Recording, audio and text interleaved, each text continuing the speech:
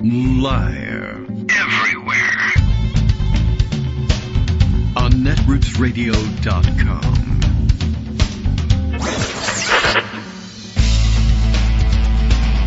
David Waldman. Kagro. In the morning. Now, here's David Waldman. Hey, good morning, everybody. How you doing? It's Thursday, August 8th, 2024, and why don't we maybe do another show? What do you think? It is time for us to do one, and plenty happening, of course, and I'm checking through my social media and my anti-social media, which I guess is my email, where you just email me directly. It's nothing really... It's not anti-social, but okay. I'm shunning the crowds and just speaking one-on-one directly with people, getting some news ideas. Actually, in this case, I think I'm getting mass press releases here, so, you know, and promotions of mass media stories. So, I don't know. Maybe it is. Maybe it's even less social than I thought, though, as no one's talking to me. A robot is talking to me, telling me what the news is. A couple of ideas from the Hill, which I think probably are worth catching up on. There's some courtroom activity, which we've lost track of in all of the campaign excitement. There's, of course, campaign news.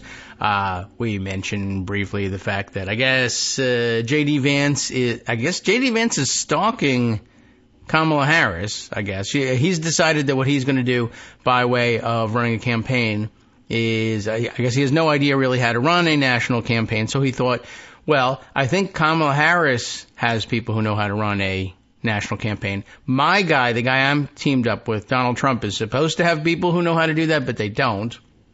They know how to, troll people and cause problems and chaos nationally, but run a national campaign, not so much. They're in the business of booking vacations for Donald Trump, where he gets to go to rallies in obscure places and enjoy the adoration of the crowd for 15 minutes before they start leaving because they've heard all of his speech before. So I guess what he's decided to do, it's not a bad decision strategically, given that he doesn't have anyone else to advise him otherwise and doesn't know how else to spend the money. And Donald Trump isn't campaigning with him and doesn't really want to be anywhere near him, probably because he's weird.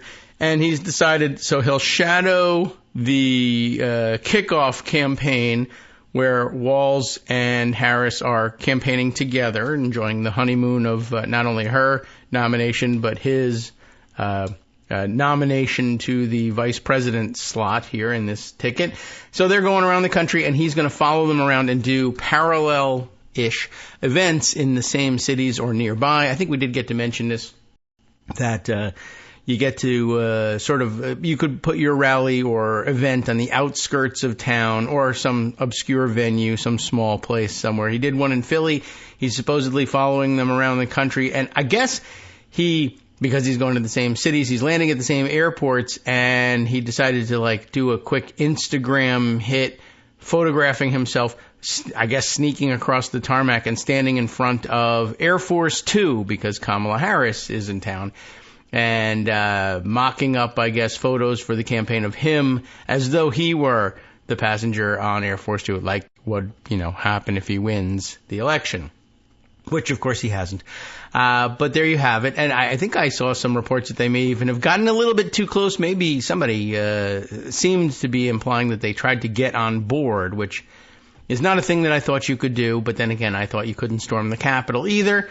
So you never know these days. Anyway, it's a little bit stalky and weird, which for a couch effer is, I guess, par for the course.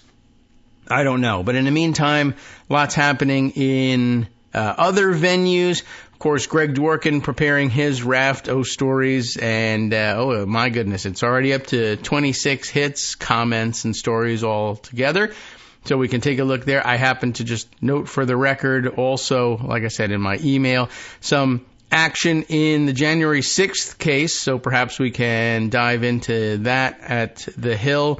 Maybe later on would be the time to do that, but I'll put these things away. Chutkin in Charge, that's the new sitcom on ABC at 8 p.m., or maybe they're going to try, this is the sort of thing they should try and launch post-Olympics on NBC. Chutkin in Charge, Judge ignites flurry of activity except, in their version of it's activity. For young kids, 3 years of age or younger, it's activity. In the Trump January 6th case, which still exists and which Trump is trying mightily to have dismissed, of course, since the Supreme Court decision that he may or may not have total immunity. And the really strong version of total immunity was put forth by a single justice who also is taking bribes at every turn and flying back and forth on private jets to New Zealand at the expense of a local billionaire that he just happens to be really, really super close friends with personally, which means that it's not bribery as he defines it. And, he's one of the chief justices of the country. So he kind of gets to do what he wants, apparently, is the lesson there. All right.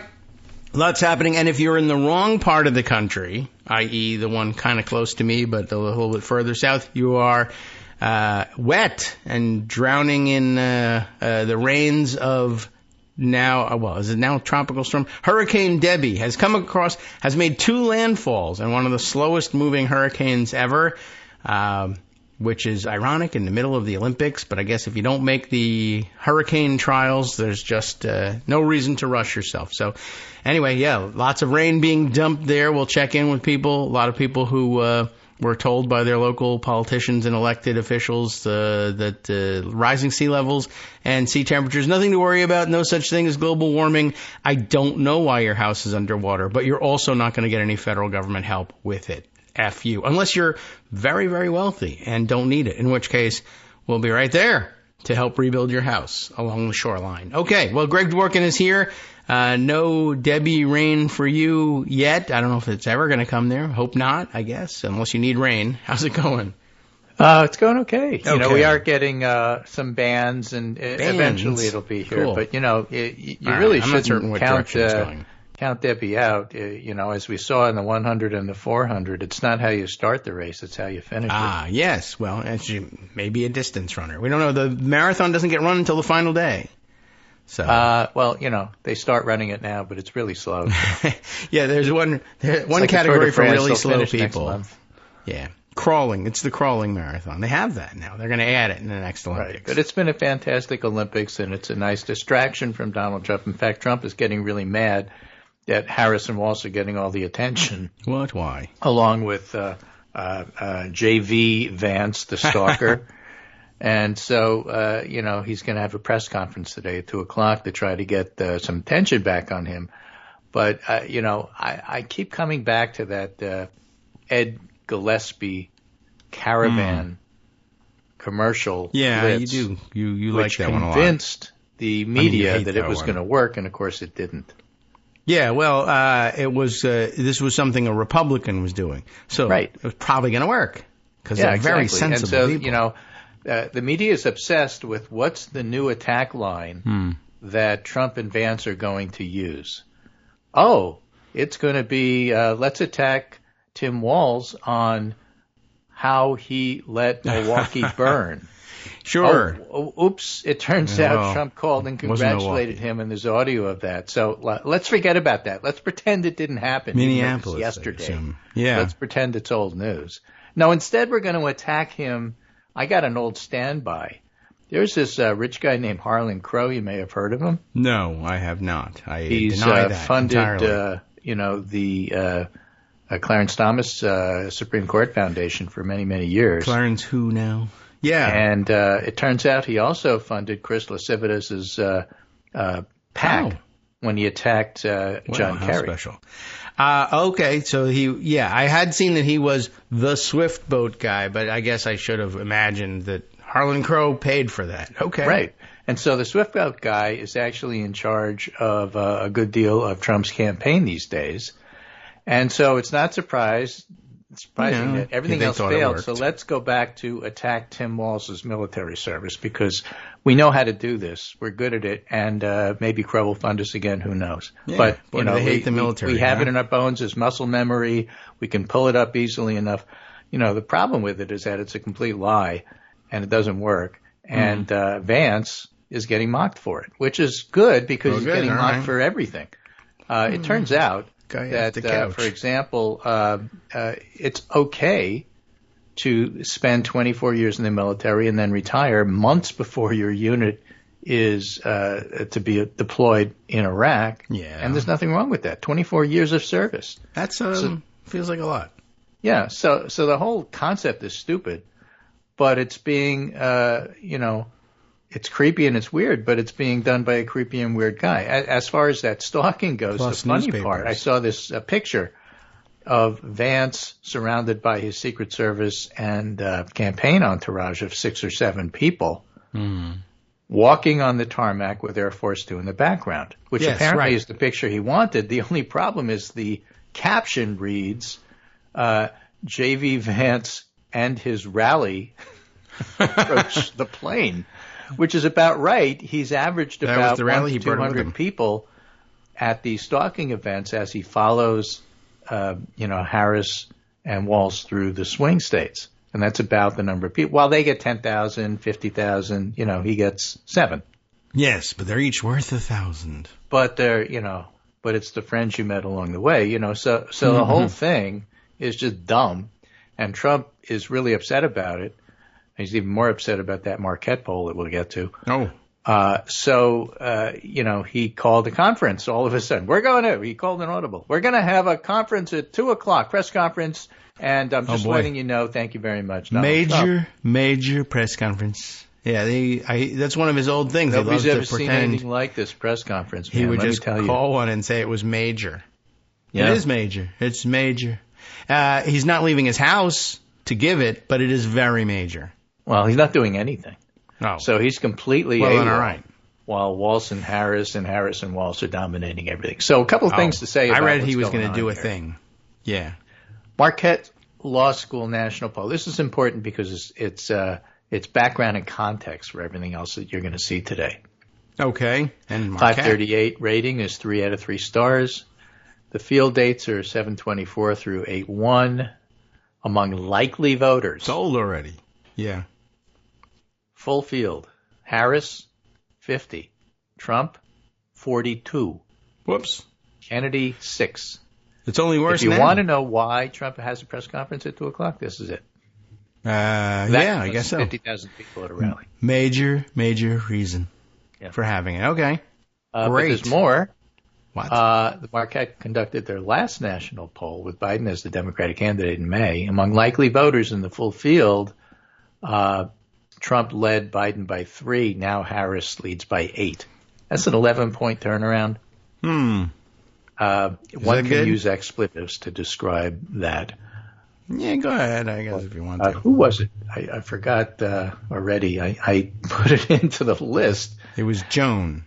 It was Ezra Levin. Ezra Levin. He says holy, and I don't say this lightly, moly. Oh, boy. Woo, okay. Nice job. Yeah, must be from the Midwest. Yeah, Minnesota is nice.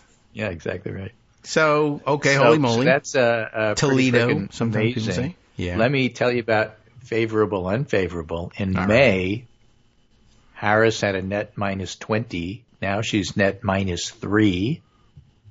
Okay. Trump had a net minus 17. Now he has a net minus 8. That's what happens when you shoot at him. But interestingly, notably, more voters view Trump as conservative at 79% than those that view Harris as liberal, 71%. Okay. And more voters view Harris as moderate, 19%, than Trump at 10%. Oh, okay. So when the Republicans try to paint her as a liberal, that'll probably work because she's basically a liberal. Nothing wrong with being a liberal, by the way. But when they try to paint her as a radical social commie, that's not working. Okay. Yeah, we got to look out for the communism. Most people think she's moderate than think Trump is moderate. Oh, he's not. Well, he's not, exactly. Yeah. So I wouldn't even look at the crosstabs. You can't. But there's also some very interesting things about the Marquette poll yesterday. Same outfit, same Charles Franklin, excellent top-rated pollster, but they were looking at Wisconsin only yesterday. This one was a national poll. Yesterday, when they looked at Wisconsin, Craig Gilbert writes it up for the Milwaukee Journal-Sentinel. Enthusiasm of Democratic voters has soared in the wake of President Biden's withdrawal and President Vice President Kamala Harris's emergence as the party's new candidate. Democrats were chronically downcast about the 2024 election. That resulted in a large and persistent enthusiasm gap between the parties that raised obvious questions about Democratic turnout in November. In a series of surveys stretching back to last fall, only about 40% of Democrats in Wisconsin described themselves as very enthusiastic to almost 60% of Republicans. Mm-hmm. And that's just absolutely unprecedented that there was such a big gap. But in the new poll, taken July 24 to August 1st, Democratic enthusiasm has soared by more than 20 points. And now it's 62%, with Democratic-leaning independents at 64% after yesterday's rally. Eau Claire, probably going to be even better. And that's the thing you have to realize. After what's going on, everything is going to be better for Democrats, and then they have their convention. So before Biden withdrew, Democrats had huge qualms about their candidate, saying he's too old. In the new poll, 91% of Democrats agreed with Biden's decision to withdraw. 95% said they'd be satisfied with Harris as the nominee. I think she's done a good job in consolidating the party. Yeah. Which, by the way, brings us to another point. Oh. So, people who don't get it, like Susan Glasser, national correspondent, looks at this, Peter Baker's wife, and says, this means it's going to be a turnout election. Everything that Harris and Walz are doing, including the choice of Walz, means that, like Trump, they're only going for their base. They're only going for turnout, which is incredibly stupid. Okay. And let me explain why. First of all, what this data tells us is that the Democrats had a base problem. They had a turnout problem. Okay. They've solved it. All right. Yeah. That means they can turn to persuasion. Oh, what is there more time left? They've handled the problem. It's ancient history. It's as ancient as a J.V. Vance attack on Tim Walz. It doesn't matter anymore. Nobody cares. It's all about persuasion now because you've solved your turnout problem. Oh. So now what you do is you persuade more people to vote for you. They become part of your base. That doesn't make it a base election. But it also means you can turn to the people who aren't sure because they don't really know Harris and they don't really know Walz, but they know they hate Trump. And the double haters are dropping. They dropped in this poll from like 17% to 11%. That's happening in all the polls. Okay. But that's because they don't hate Harris. Well. They love Harris yet. They don't know Harris. But, watching her is a great way to get to know her. And a great way to say, okay, she's not Trump, I can live with this, which is, I think, what the majority of people are going to do come Election Day, which is why I'd rather be in our position than their position. Now, there's a fellow I don't know on Twitter. Oh. I knew there'd be one. Who's a never-Trumper, he says, who follows me, which is how I saw it. I see. And he said yesterday, you see. Folks aren't just seeing their dad in Tim Walz. They're seeing their dad who gave them their values. Oh. So many have lost those who raised them. And by that, I'm referring to, there's a whole genre of liberal women posting little videos on TikTok, crying. Oh. Saying, the reason I'm crying is Tim Walz reminds me of my dad who I lost to Fox News. Oh. It's a thing. It's all over TikTok. And it's, it's one of those, okay, well, Susan Glasser's not seeing this, but like maybe she should. Maybe the rest of the reporters who don't follow social media should, because it's a thing. Yeah, I don't know why. I don't know who these reporters are who claim to not be following social media. They live on social media. They always they have since Matt Drudge. Right. But now they don't follow the ones that don't fit the narrative, or they follow it and then ignore it. Pretty good. It's really fun to watch them sometimes. It's kind of funny how they've changed. It no longer rules their world, though, I guess. Yeah, exactly. This is the Cook Political Report. You can't get more staid and basic than their analysis of the campaigns. They are establishment. Yes. So Amy Walter runs it now. Presidential campaign reset today. Arizona, Georgia, and Nevada moved from lean Republican to toss-up. Mm-hmm. Okay, that's interesting because, that's about where we thought they were based on the polls that we're seeing. But what she writes, I think, is really interesting. Harris is also seen more favorably today than she was a month ago. Back in early June, her favorability ratings were underwater by 16 points. Today they sit at 43-49 or -6. Trump's enjoyed a bit of a favorability bump. He's gone from -12 to -8. So he's still less popular than she is. For the first time in a long time, Democrats are united and energized while Republicans are on their heels. They are heels. Democrats are the faces and Republicans are the heels. So unforced errors from both Trump and his vice presidential nominee, J.D. Vance, have shifted the media spotlight from Biden's age to Trump's liabilities. In other words, the presidential contest has moved from one that was Trump's to lose to a much more competitive contest. I was annoyed the other day. I think I told you yesterday I was annoyed that the media keeps saying this is Trump's to lose. Harris is doing much better, but this is Trump's to lose.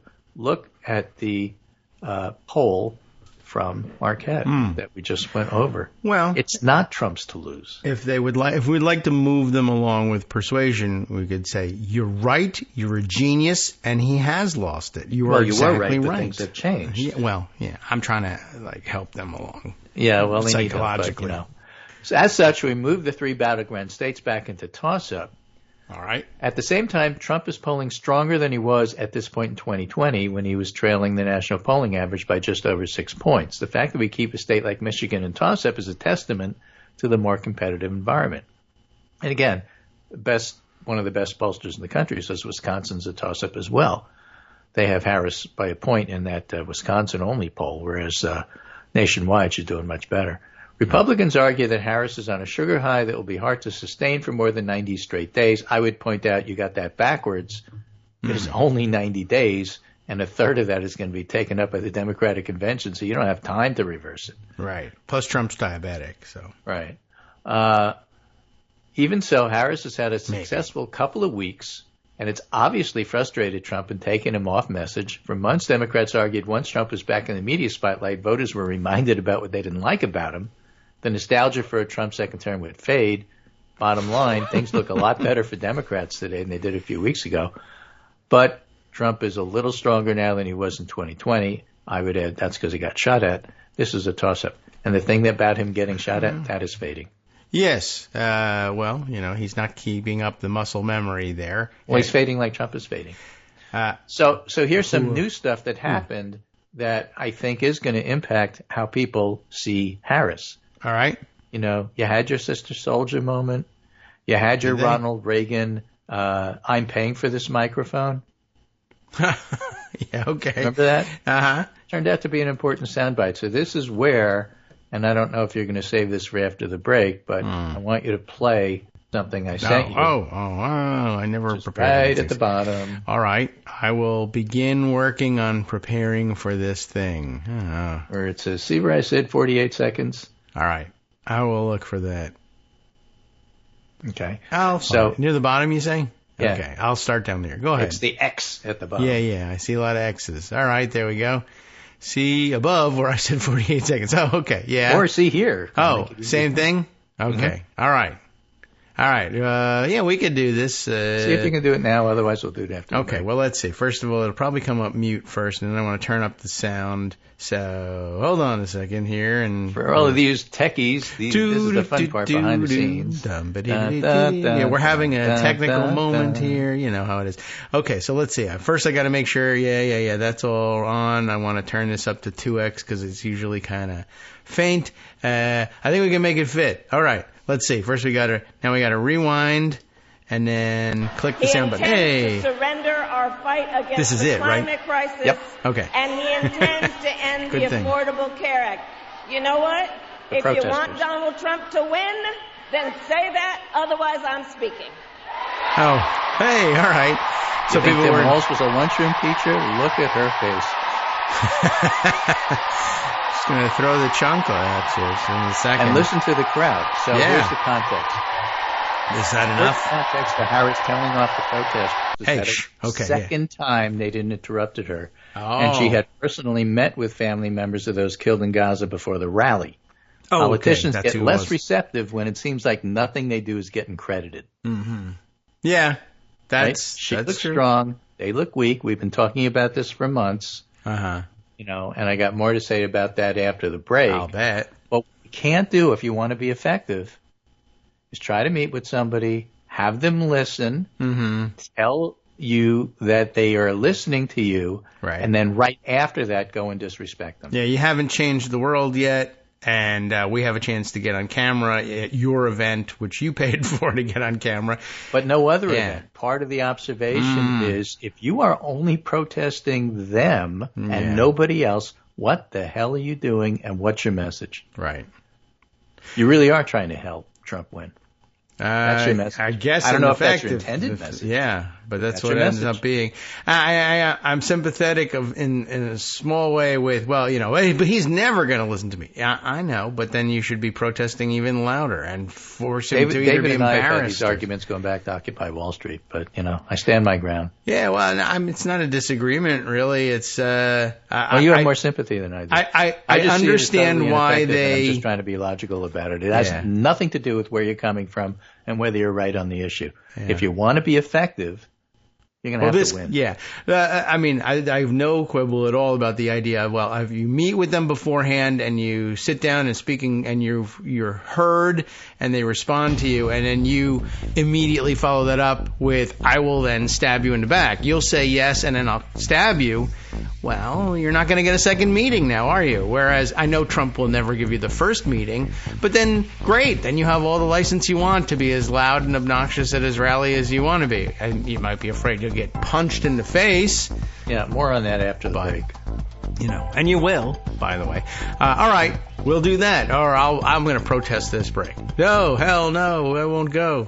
Hi, everybody. It's me, David. Let's change things up from the old fundraising pitch for just a minute and talk instead about how you can be a part of our show. If you've got a smartphone or any other electronic recording device, why not sit down and record a segment for us? Read us an important article and give us your take. Or read one of your own original essays, or even just give us your commentary on something you'd like to share that's important to you. Then send the file to me at kagrox@gmail.com, and I'll try and work it into the show. Short segments, a few minutes in length, are easiest to fit in. And of course, I can't always guarantee that I'll be able to play everything, but if you've ever shouted at your radio or TV about something you wish was being covered, here's your chance to change that. Make the show your own. Send your submissions to me at kagrox@gmail.com. All right, welcome back now to the Kagro in the Morning Show here on Netroots Radio. The protests are over, or we have more to say about them? Well, there'll be more protests probably. Okay. Erica Green is a New York Times, a White House correspondent. Yeah. And what she wrote yesterday is, before her rally in Detroit, Vice President Kamala Harris spoke briefly with the co-founders of the Uncommitted National Movement, which mobilized tens of thousands of voters in Michigan to withhold their votes from Biden in the primary earlier this year over his support for Israel's war in Gaza. Uh-huh. They want a arms embargo, by the way. Okay. Abbas Alaway and Layla Elabed said they were in the welcoming line for Harris and Governor Walz and communicated to Harris they wanted to support her, but that voters wanted her to consider an arms embargo. Harris listened to stories of people in Michigan who have had dozens of family members killed in Gaza. The leaders asked to meet with her about the embargo request. She indicated she was open to it, introduced the two leaders to her staff. Now remember, and Norm Eisen was one of the first people to point this out, this is in a welcoming line before the rally. Mm-hmm. I would point out, and you're more an expert on this than I am in regard to protocol and how Washington works, but a welcoming line isn't necessarily the place for a deep and thorough discussion of policy. No, usually not. It's a good place to request that you have one later. And she said she'd meet with you. Yeah, okay. That's as much as you could possibly get from such a thing. Right. But someone died. Yeah, anyway. Regardless of the meeting, so protest. So, right. Yeah. So Jordan Weissman, reporter, says the most interesting telling part of this is probably the reaction from the crowd, which I showed you. Now, yes, this is a UAW crowd. It's Detroit. There's 50,000 people. These are committed Harris supporters. That's why they're there. Yeah. Of course they're going to wind up supporting her. But that's really not the point. I mean, it is the point. If you say, well, this is a biased audience, well, duh. Yeah, I mean, that's why are you doing this here? Because they think they'll find some people who will at least say, hey, shut up, I want to hear Kamala Harris, but I understand what you're talking about, and we'll get to that later, which is really about the best you can expect to get out of that. And they did get that out of that. And then when you tell her the first time in her rally, she says democracy should be heard. And then when you do it a second time, she says, you know what? You're in detention. Go to the back of the room. Yeah. And, works for her. It works for her. Yeah. If you're trying to do a Sister Souljah moment, this is it. I guess so. That's true. Don't let yourself will be certainly Sister substitute. If you're trying to, convince the public right. that they should move in your direction. Yes. I mean, as much as it strikes you and many other people as an extraordinary issue not subject to the regular rules, the news flash here is that all subjects are kind of regular and subject to the rules of etiquette and policy and protocol. And this is the sort of thing. They have a long history of things like this, and it's frequently said that Palestinian sympathizers and Palestinian protesters and freedom fighters and terrorists, or however you want to say, are the ones who will not take yes for an answer. You say, yes, I'll meet with you. And I'll give it in a different context against fight you right we've now. Argued about. Yeah. And that is that I'm extraordinarily 100% on board sympathetic with the ideas behind it, but defund the police is a terrible political slogan. Okay. Yes. Even though Republicans picked it up. They seem to like it quite a bit. I mean, federal police. They do it, but they don't use it as a slogan. They're smart enough not to do that. That's true.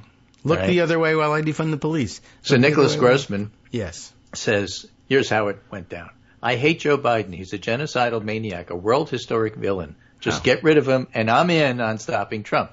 Oh, wait, that happened? Never mind. I hate Josh Shapiro. Just pick somebody else. Anybody. Maybe this governor, and I'm all in on stopping Trump. Oh, wait, you did? Never mind. You are genocide fill-in blank. Right. And as long as you give that impression, what's wrong with that picture? You're right. I'm in agreement there. I understand what they think they're doing. I understand it. I get what you think you're doing. I don't agree with it. It's a bad idea. It won't work very well for you. There are other people in the world besides you. That's an issue. And I know that this is your one and only thing, and I understand why it's your one and only thing. But do you want to win? I mean, on your issue, even on your issue, less performance and more substance, please. Grossman goes on to say, one of only two people will be POTUS next year. If you try to disrupt the campaign of only one of them, it logically follows that you want that candidate to lose to the other. And maybe you don't want that, but if you care about your cause, the impact on perception is part of your strategy. Yes. You always have to take into account the wrong perceptions that other people will have. And how do you contribute to that, or how do you minimize that from happening? Right. Dave Rothkopf goes a little further. Oh. And says, look, one thing I love about Harris and Walz is that they're not buying the idea that they need to apologize for what they and most Americans believe. Forget the labels. They represent the vast majority of us, and they're not letting a minority pull them to the right. Mm-hmm. And they're not letting a minority, I would add, pull them to the left. Yeah. Or wherever they're being pulled. I don't know. Maybe it's not even a left thing. It's just pulling. There's a job to be done here, and you're pulling them away from that. And they're getting that job done is your best hope of getting your job done. And doesn't mean you just sign on. You do protest. But okay. Another centrist point of view that gets people annoyed but is true. Okay. This is from somebody labeled Rev Daniel. Why you? I feel about Harris Walz the way I felt about Trudeau. They'll inevitably prove to be less progressive than I hope, and they will fail to keep some of their promises. But I would rather have leaders who disappoint a few of my hopes than leaders who realize all of my fears. Okay. Well put. I think that's the thing to keep in mind. And it's not that they don't know. It's just that they think that's not what they're doing.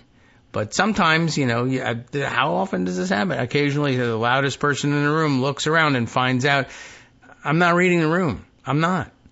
I'm not. I have a very, very important thing, but I'm making the room hostile to it. Right. This is Joe Filipovic, who's a well-known feminist and journalist. Yes.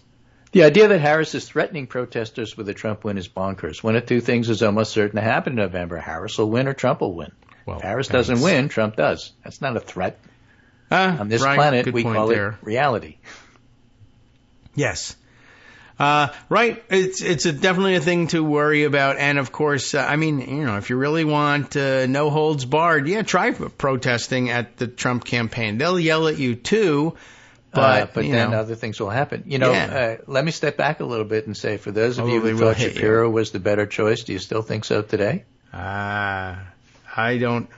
No one's answering that call. They're all gone. Everybody who's doing the reporting said this was not the reason they passed on Shapiro. The reason they passed on Shapiro is that he's not a good number two. He's a definite number one. Mm-hmm. And they thought that he wasn't going to guarantee Pennsylvania for them. And maybe their internals show the same thing as the Marquette poll. No, maybe, yes. So you can understand why they passed on Shapiro. But I have a feeling that if it were Shapiro, not Walz last night, there would have been different sound bites. Yeah, maybe.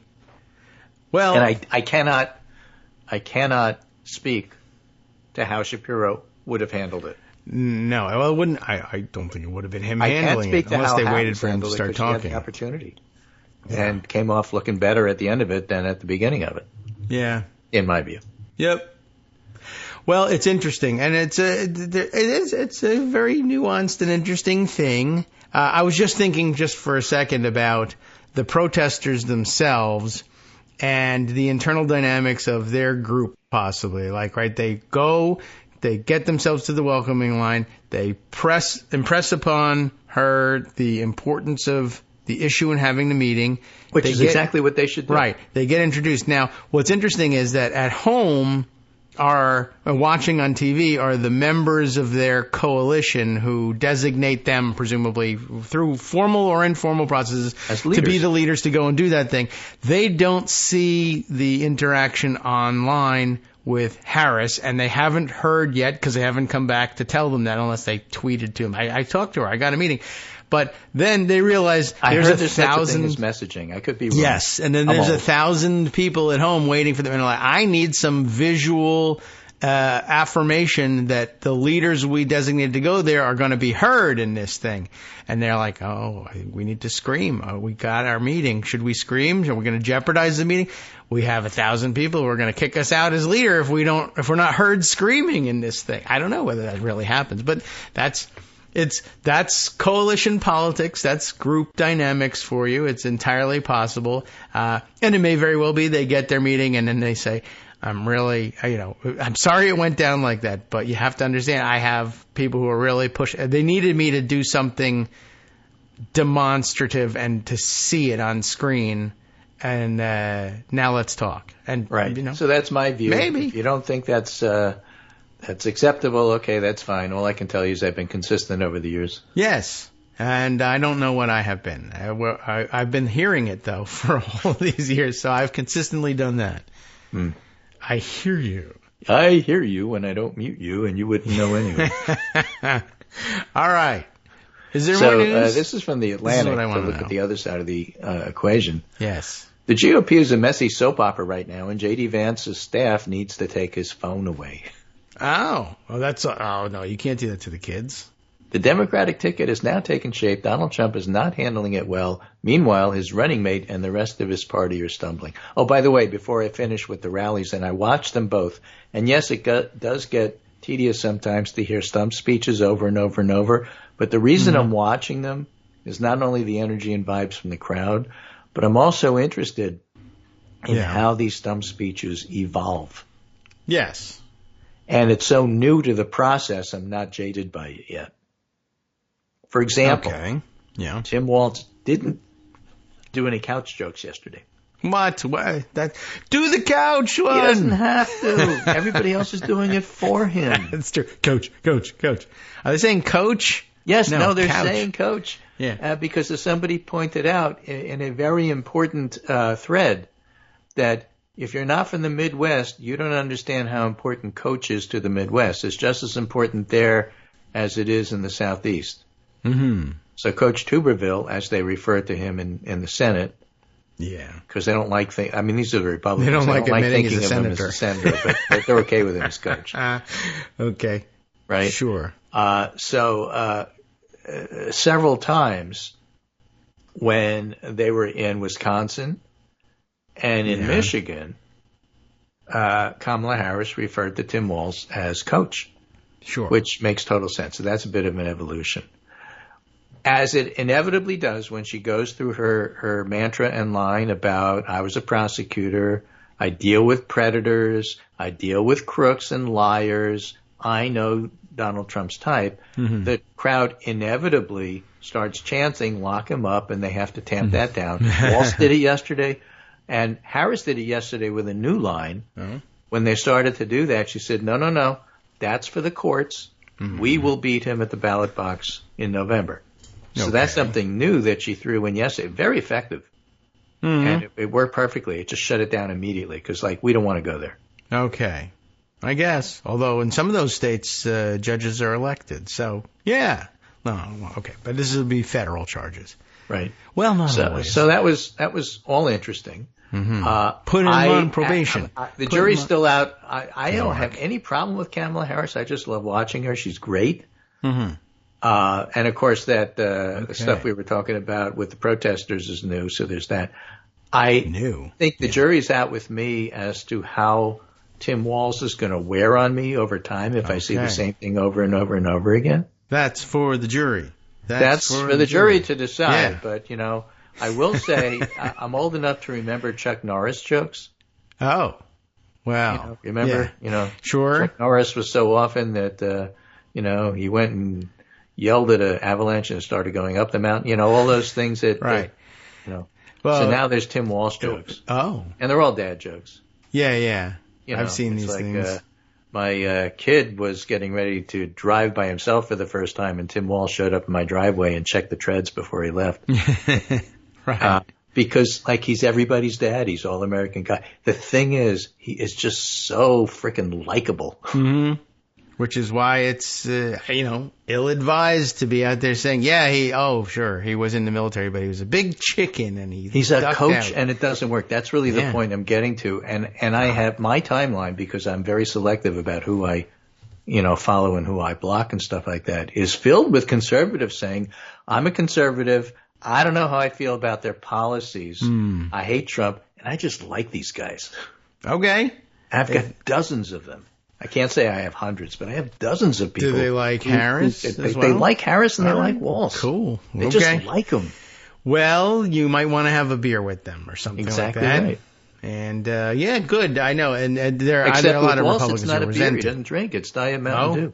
Is that right? That's his favorite drink. I mean, I had heard about the Diet Mountain Dew, but I didn't know that he didn't drink at all. I mean, you can drink both. Well, Biden didn't. I wouldn't mix them. George W. Bush didn't. Trump doesn't. No, it's the hot new thing. It's interesting too. After declaring, let's go back and find who's the journalist that decided that the real factor here was who would you rather have a beer with in the middle of campaigning with the guy she's the one that drinks, except it would be hard liquor with her. Yeah. Oh, well, that's true. And I think it became a thing during George W. Bush's campaign, as I recall, and he, of course, is one of the people you listed as not drinking, and maybe it was just a dumb metric to begin with. Probably.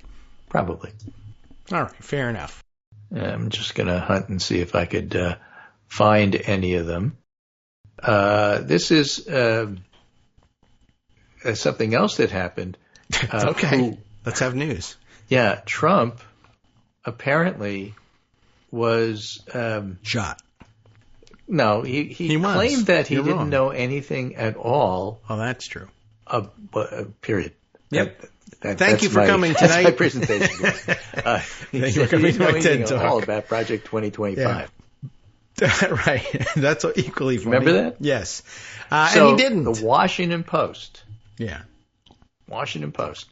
Republican presidential nominee has repeatedly denied knowing about the Project 2025 policy blueprint or the people behind it. No idea who's in charge, he wrote. Right, coffee boys. But in April 2022, he shared a 45-minute private flight with Heritage Foundation President Kevin Roberts, according to people familiar with the trip, which has not been previously reported. They flew together to a Heritage conference where Trump delivered a keynote address that gestured to Heritage's forthcoming policy proposals. Right. As he said, knew nothing about it. I knew nothing about it, but what on he the said teleprompter, in the speech is they're going to lay the groundwork and detailed plans for exactly what our movement will do. That's his quote. Yeah.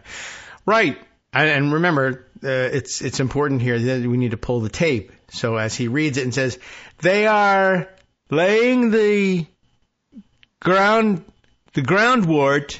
for all of the, by the way, anyway, you ever notice she can't get the showers to work? Yeah, he had no idea. I'm sure he read the script, probably didn't register with him. That doesn't mean he doesn't know what was going on either. I mean, I think he's also lying about that. But, look, the reporting that's being done here does the basics for it.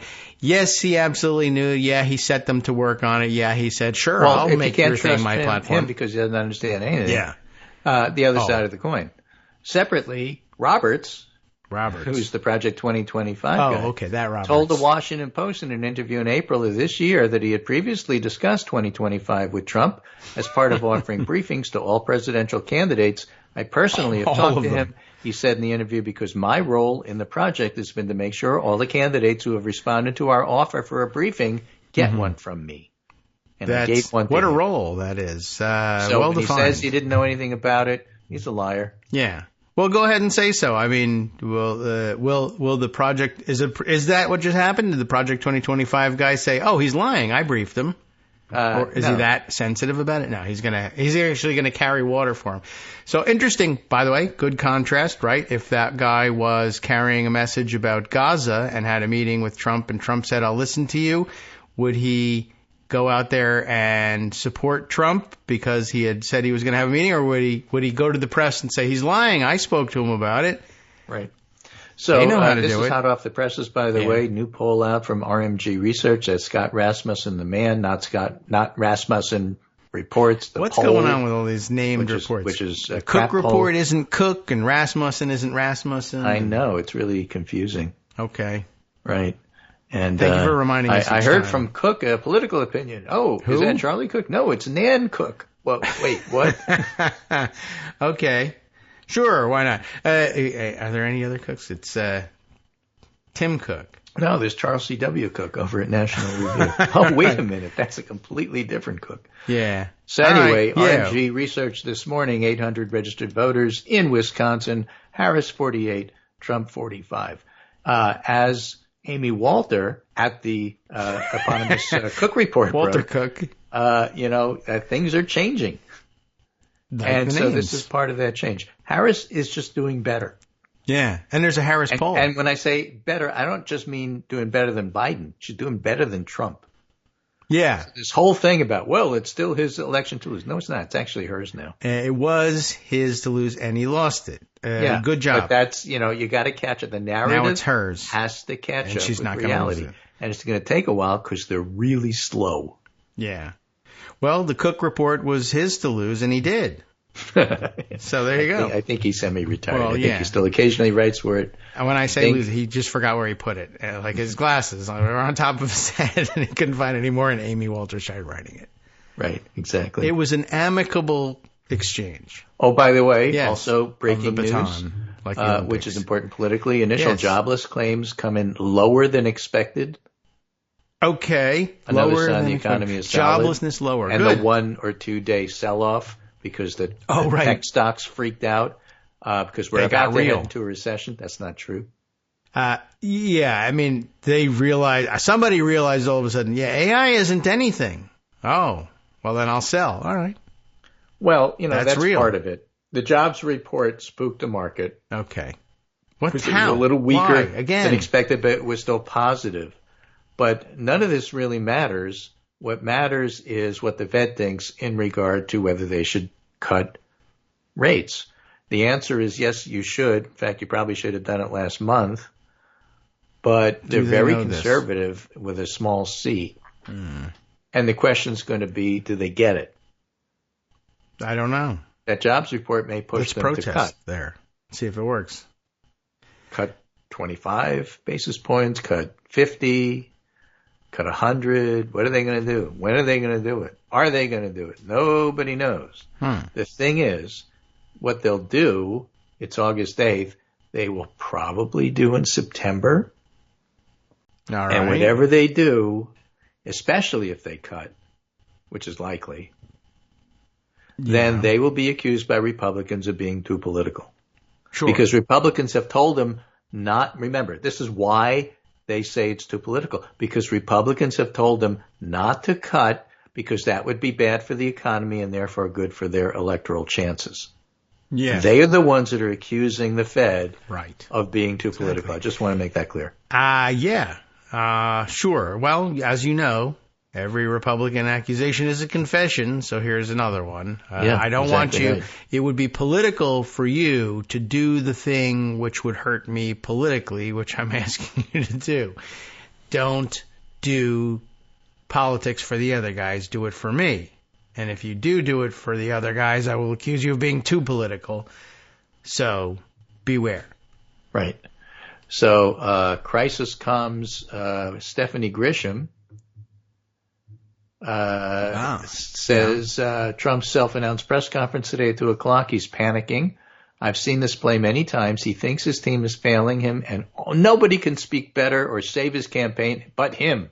Yeah. And he hates the coverage Harris is getting and thinks only he can fix it. Remember, only I can fix it. Oh, yes. Stuff. He did say that.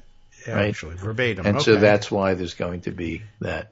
Okay. Aren't all press conferences more or less self-announced, though? I mean, we don't just hang around waiting for someone else to tell us we're going to have a press conference, do we? Right.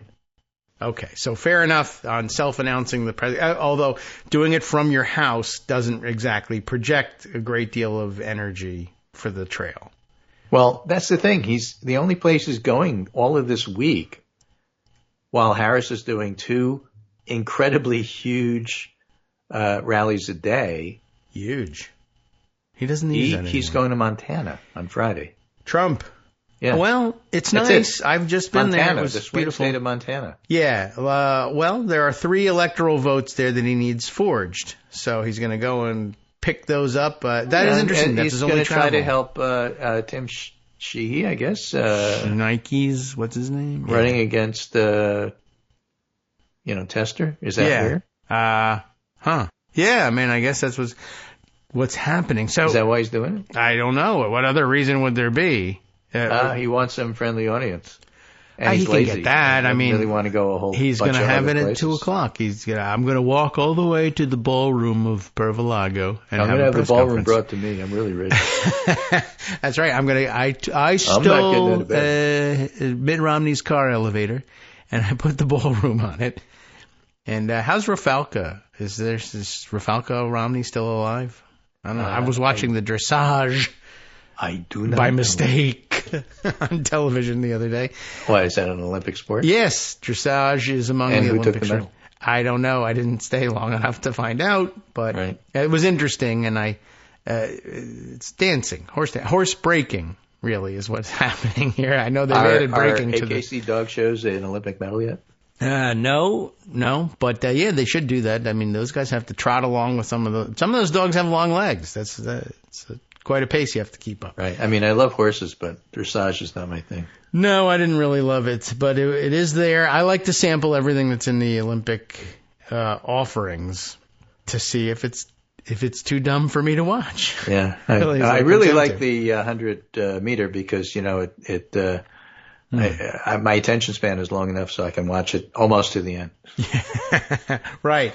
So. Yeah, those are the exciting ones. Very exciting conclusion of a lot of big races. I turned it off with 15 meters to go because, I had enough. I have seen enough. I've seen enough. The pundits should be doing that. At the 60-yard mark, they have to turn it off and make their announcement about who won and see if they're good pundits or not. Yeah, well, they should have. They should have Dave Wasserman and Emerson polling. Yeah, why not? I've seen Emerson Kornacki stopped polling the Romney Obama race and declared, Romney was ahead. Right. And then they stopped polling weeks before the race because nobody knows why. Well, everyone remembers Dewey's And then afterwards, gold medal, Obama won, and then they said, well, maybe it was a mistake not to poll right up until the end. Duh. It's Dewey for the gold, Truman with silver. Good night, everyone. Yeah, that would be fun. Okay. Well, anyway. Yes, you'll have a good weekend watching some more. Is this the last weekend of Olympic activity? Or because I'm so sorry to see it go. All the Olympic announcers, the famous ones, are saying, okay, we're on the plane to go back home today. They're already on the way? Okay. Well, Willie Geist announced that on Morning Joe this morning. This is my last day here. I got a plane flight tonight, so. Man, you wouldn't want to linger in Paris? Or maybe they're sick of it by now. Okay. I don't know. They've been lingering there quite a bit. That's true. All right. Well, I'll be sad to see it go, but it'll be, campaign time, fair game after that in a week or two until the Republican convention. I remind everybody also, by the way, about just under 6 weeks to Trump's sentencing date, at least it is nominally scheduled. It's been 11 weeks since he was convicted. And if that seems like an eternity, half an eternity, until it's time for him to show up in court again and be sentenced. Well, you were going to do Chutkin in charge. Were you going to do Jenna Ellis? Yes, eventually. I do have something there. She's flipping in one of the fake elector cases. In Arizona, but also another elector in Arizona did flip as well. In fact, pleaded guilty. Well, it is time for the Olympics. Maybe they would like to be on the gymnastics team. There's so many flippers on these guys' teams. Now Arizona, the place who nominated Carrie Lake, even though all these other people are flipping. Yeah, right. So it'd be very interesting. More Carrie Strug flailing than Carrie GOP Lake. State parties like in Michigan. Yeah. Well, we all watched that collapse, and did we have? Could there have been a better guide through it than Rosalind McGregor? I wonder what's on her mind these days. Maybe want to chime in with another Michigan report, give us an idea of how this is going to go down in Arizona.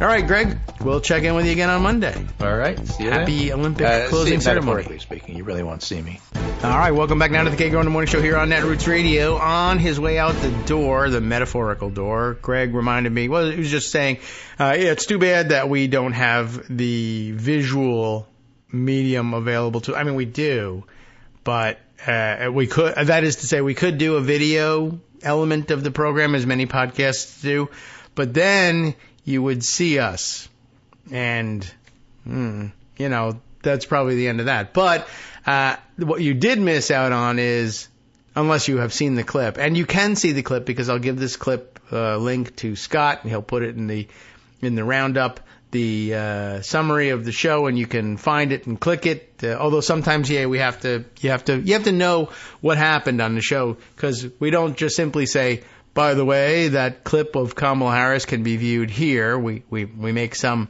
reference to what Kamala Harris had to say, and usually a clever one at that. And if you know what you're looking for, you'll go and click on the link.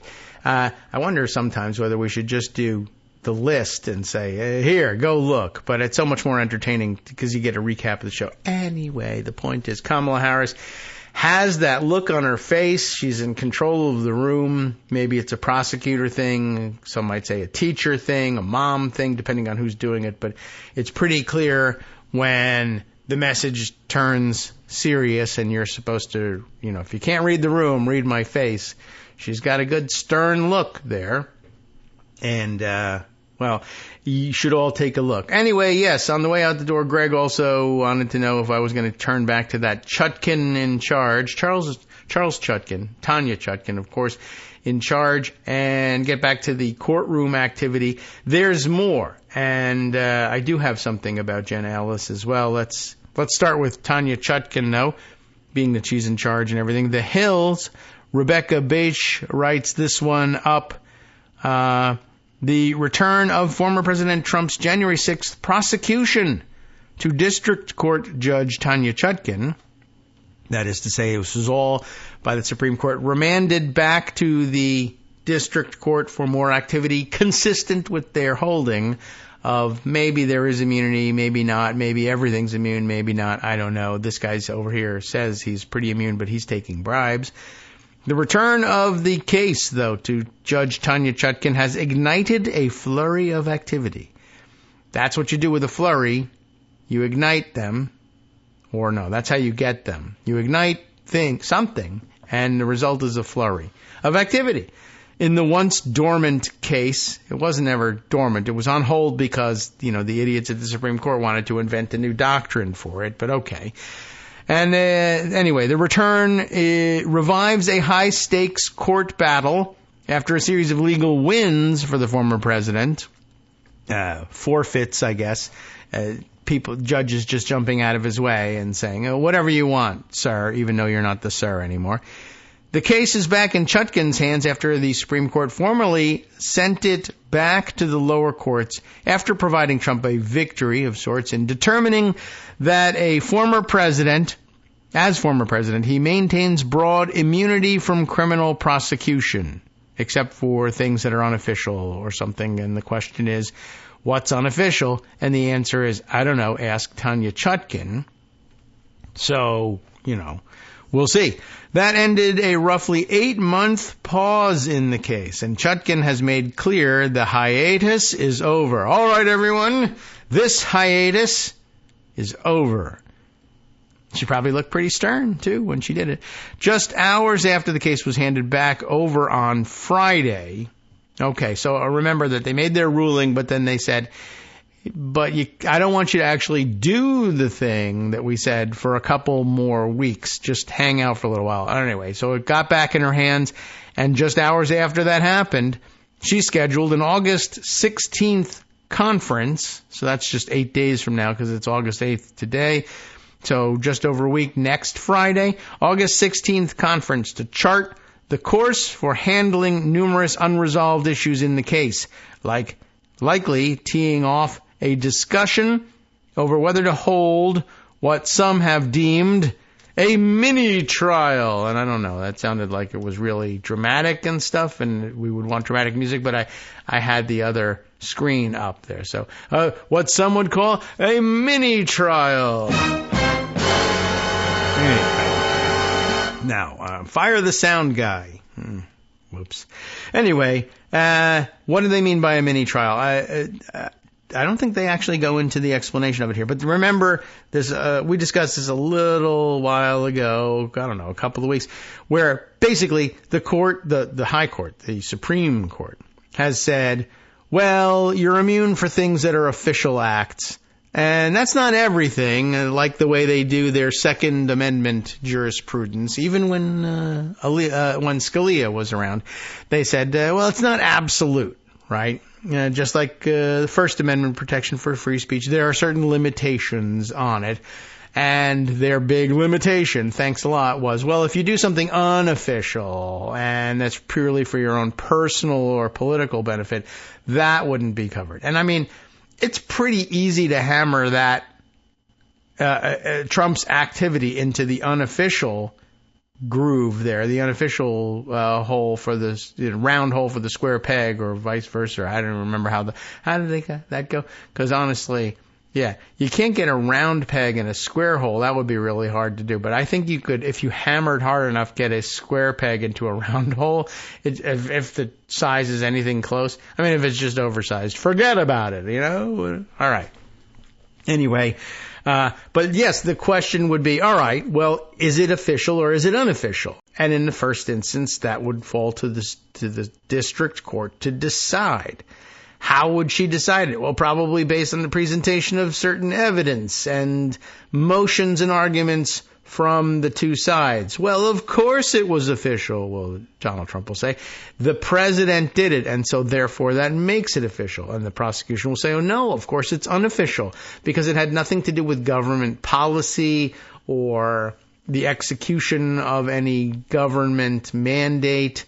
It was entirely for his personal political benefit that this happened. And then someone will have to decide. And that will fall to Judge Chutkin, and there's no avoiding it. And so that's why they say a mini trial. It could be done another way, by the way. If it were, for instance, being assigned for trial to Matthew what's his name? Kaczmarek in Texas.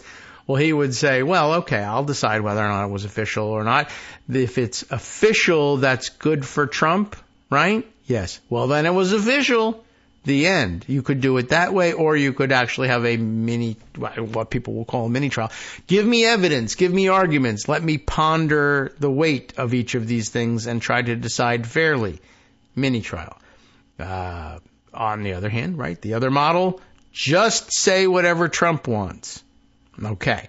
So, on Saturday, that would be immediately past Saturday, after she scheduled this conference last Friday for next Friday, on Saturday she ruled against Trump on a pending bid to toss the case, determining that he had failed to demonstrate any prosecutorial bias on the part of Special Counsel Jack Smith in bringing the case.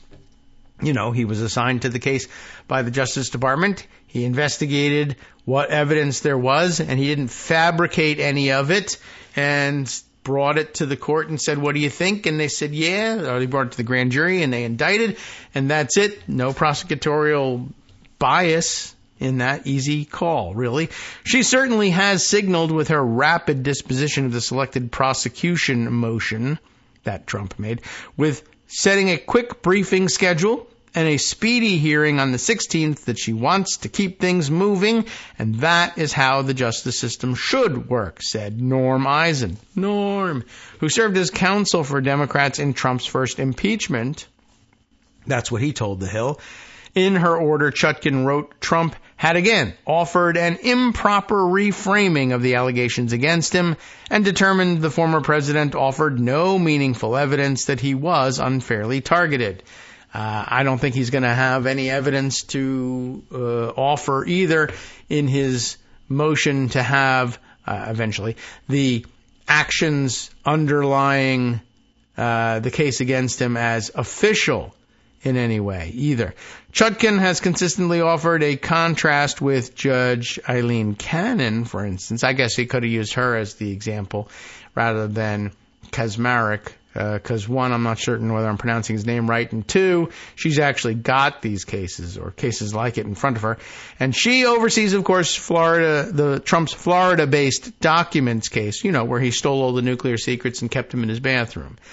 She's more speedily resolved a number of pending matters on the January 6th case. That's one of the contrasts, true. Chutkan moves faster than Cannon. That's not the main contrast, but it's a contrast. That's true. And a demonstrable one at that. So, Chutkan is more speedily resolving a number of pending matters in the January 6th case, while Cannon's Pervalago case, it does not say perv, but Pervalago case, has plodded along with lengthy hearings on long shot motions from Trump. And he wins the long shots occasionally as well, because she's not actually pondering the evidence. She's just doing what he wants. And while Cannon agreed to toss Trump's documents case, Chutkan rejected his effort to do so with immunity claims, teeing up the battle that has now boomeranged back to her courtroom. In the wake of the High Court's decision, Chutkan is now tasked with determining what conduct from Trump's effort to unwind the 2020 election is not immune from prosecution. Again, Chutkan did it by saying, I heard you wanted me to say it was all official, so I did. The public will get their first look at Smith's thinking on the matter by August 9th. That's tomorrow, when Chutkan has ordered both sides, to jointly lay out their vision for how they think the case should proceed. Let me see if I can guess. Trump and his lawyers will lay out the vision that the case should not proceed. And Smith, likely, just to be just as dismissive of his work, will probably say that it should proceed. Now, Smith will bring evidence as to why it should proceed and precedent for such things proceeding, and Trump will say, I don't want it to proceed. The Supreme Court said I didn't have to go anymore, and I'm not coming to this stupid court. And that'll basically be the argument. Let's see. It's possible that Smith could ask for an evidentiary hearing, something some Trump critics see as that mini trial that would allow the public to learn more about the evidence prosecutors plan to offer. And it would be wise to take that opportunity, if you ask me. There's no reason for further delay here. It's already outrageous that the case has been delayed as long as it has. It was supposed to go to trial in March. We should have had a verdict long ago. So the least the judicial system can do is give us that mini trial to some extent, air the allegations and offer a determination of whether they're immune or not, Eisen said. I think Judge Chutkan will ultimately rule that the majority, indeed the vast majority, of the indictment consists of allegations where immunity does not apply. The Supreme Court's ruling last month determined former presidents are immune from prosecution for actions they take in office that are part of their core executive functions, and that they are presumptively immune for all other official acts. And I think it's wise to point it out that way so that you can remind everybody what is the role of a sitting president in the collection, verification, and announcement of the result of the Electoral College votes. And the answer is none whatsoever. So to the extent that a president, sitting, former, future, doesn't really matter, the extent that a president meddles in the processes of the Electoral College, it's an unofficial act. There's no official reason why they would be involved in that. It's official in the sense that it will make them officially the president, but the president's role in the Electoral College's work is a passive one, to the extent that it's active, to the extent that he is asking people to change the results, throw out the results, pretend that the forged results that he has sent there are the real results. It can't be official. On the other hand, their argument is, well, while there's no official role outlined directly, it is the president's official role to take care that the laws be faithfully executed. And I am telling you that he believed that the law was being broken, but he was insane and delusional. But the point is, at the time, he thought the law was being broken and he was going to set things right. How you were going to set things right by forging Electoral College certificates? Well, that's the difference between actually you're insane and belong in a rubber room and, you have a point. That's a wide gulf.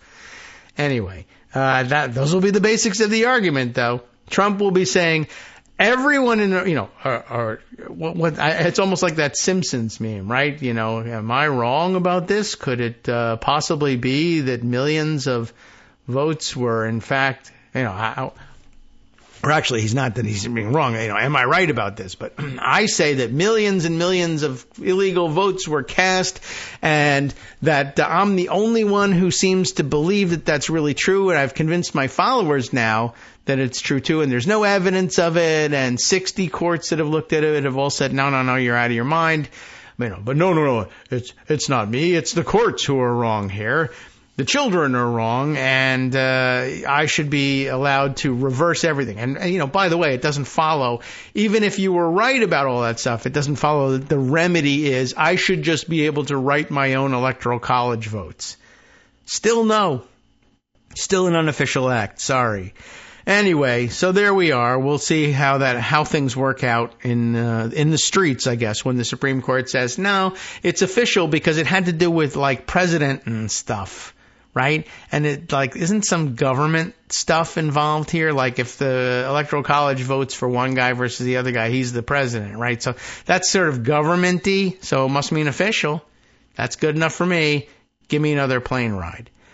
Anyway, so there we go. The Supreme Court's ruling last month determined that former presidents are immune from prosecution for actions they take in office that are part of their core executive functions, or if they're not, by the way, that's okay too, and that they are presumptively immune from all other official acts. In doing so, the justices called out one specific element of the indictment, barring use of Trump's pressure campaign at the Justice Department as the basis for any charges. Right? So, if I tell you I will cut off all your fingers and toes if you don't indict these guys and pretend that there was fraud, somehow that's now an official act. Isn't that great? But it's up to Chutkan to parse out the rest of the indictment and determine where else Trump might be protected from prosecution. It's really a question of how much more protection can you give him, you see. And which elements of his plot to stay in power can still land him prison time. Yeah, that process could take two routes, or routes if you prefer that pronunciation, arguments on paper or a hearing featuring live witness testimony. There's your mini trial. To Trump critics, evidentiary hearings with witnesses would be the closest the country can get to a trial of the former president ahead of the election for his conduct related to January 6th. It's an idea Trump's legal team has expressed opposition to. Sitting with conservative radio show host Hugh Hewitt, why? Trump attorney Todd Blanche, still an attorney for him, agreed when the host asked if Chutkan should postpone all of this until after the election. Oh, yeah, sure. A question that came in the wake of Trump's assassination attempt, which no one remembers anymore, so let's get a new answer.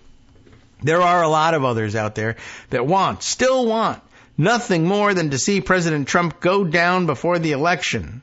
Wow! I mean, are you saying, well, some people want to assassinate him, and some people want to put him on trial before a jury of his peers, before an independent judiciary. Same, And, in the Benjamin Franklin sense, maybe it is all the same, right? If you're not going to allow the president to be held liable in court, and he also can't be held liable at the ballot box because it's now legal to forge your own electoral college certificates, well, and you can't impeach him once he's in office. Benjamin Franklin told us all at the time, there's really only one option left.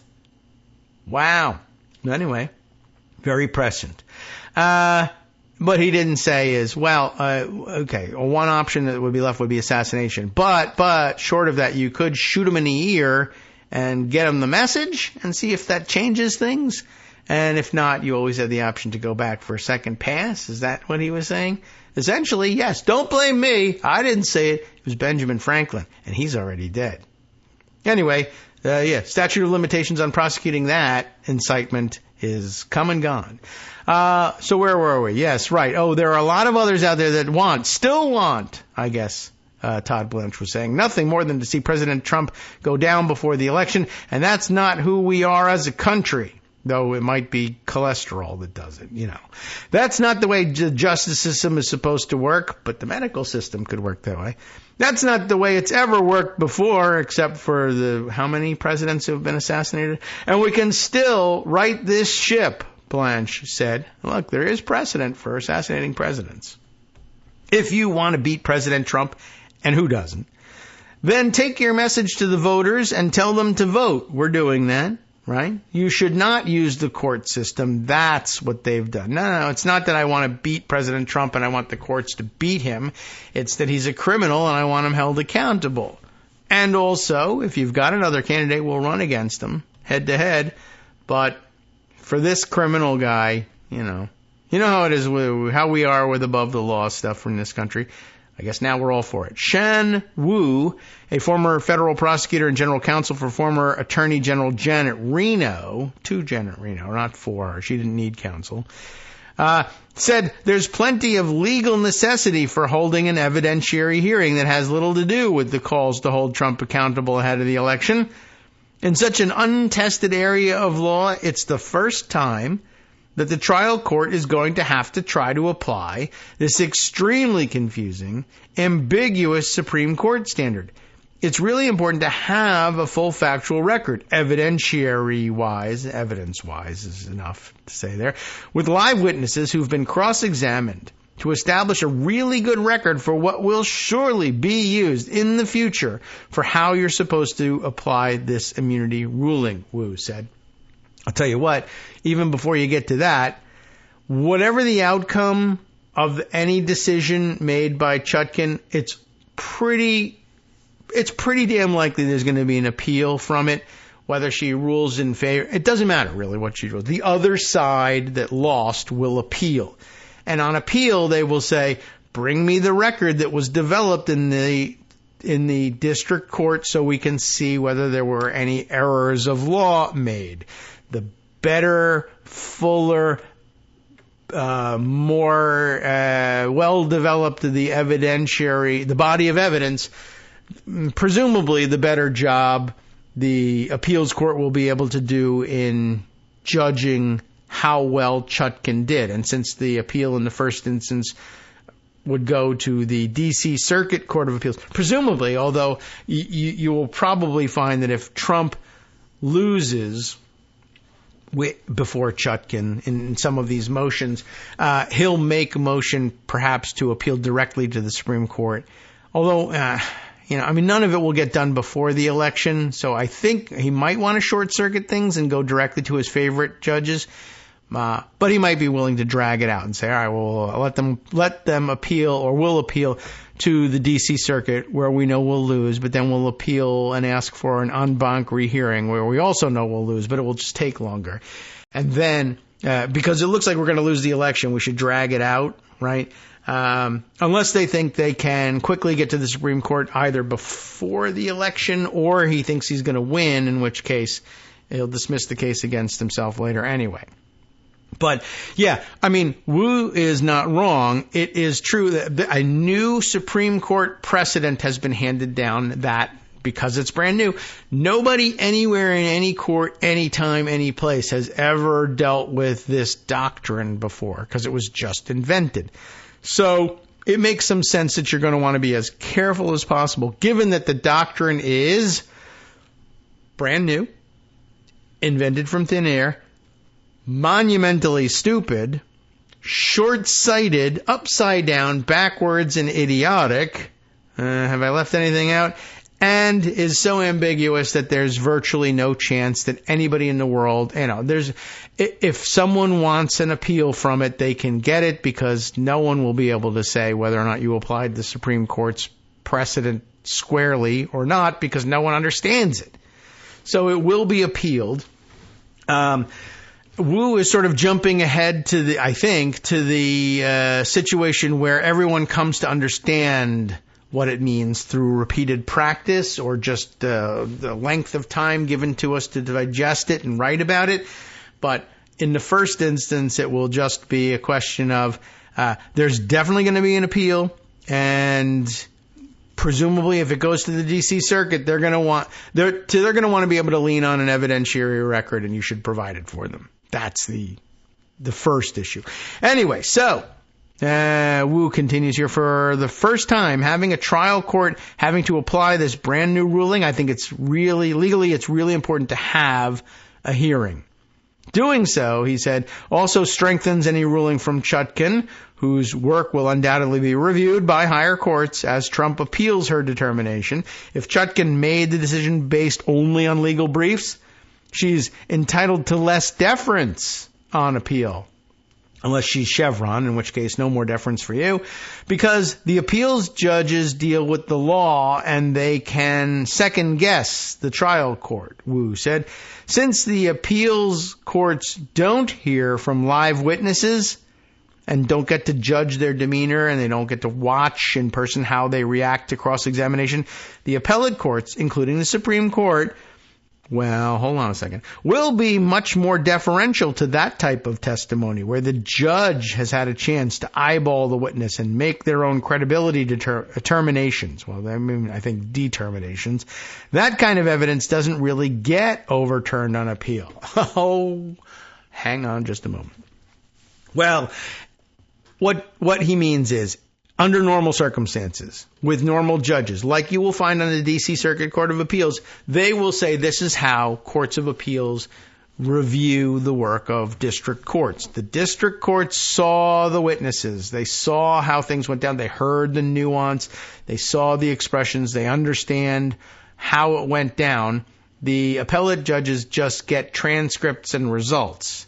So normally they say, all right, we will defer and give wide latitude to the district court, which did hear these things, and give their interpretation of it great weight.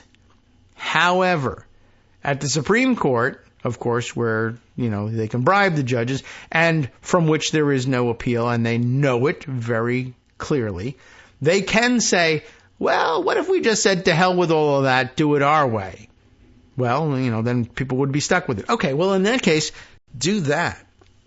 So you should keep in mind that they aren't necessarily going to adhere to the rules, and that the district court, the Court of Appeals for the District of Columbia, the district, not the district court, but the district's appeals court will stick to the rules, knowing, even though they do, that the Supreme Court probably just doesn't feel that way anymore. They'll still do their job. That's really weird. All right.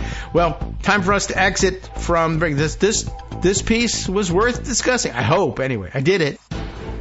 Hi, everybody. It's me, David Waldman. Yes, the same guy who interrupts you all the time. Interrupting you one more time just to tell you again, another reminder that your contributions are what keep this show on the air, and Patreon.com, Patreon.com, is still among the easiest ways to make the sustaining subscription donations that keep us afloat.